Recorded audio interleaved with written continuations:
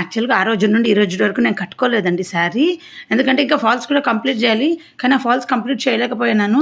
ఇంకా అది అలా పెట్టేసినాను అనుకోండి, నాకు ఇంకా సమ్మర్లో చీరలు కాటన్ చీరలు కట్టడమే ఉండదు.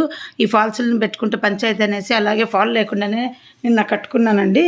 సో ఈరోజు నాకు గుర్తొచ్చి చెప్తున్నాను. అంతా ఈరోజు నేను ఈ ఐరన్ చేసినది చూపించిన కదా, ఇది అంతకుముందు క్లిప్పు.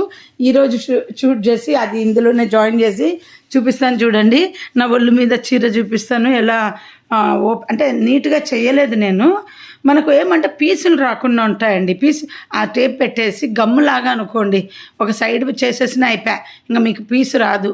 ఆ పట్టీ వైట్గా ఉంటుంది కనుక దాన్ని మీరు ఏమనుకోవాలంటే మనము అది బార్డర్ అనుకొని చేసుకోవాలి. ఐరన్ నీట్గా పీస్ కట్ చేయాలి. నేనైతే పీస్ కట్ చేయలేదన్నమాట.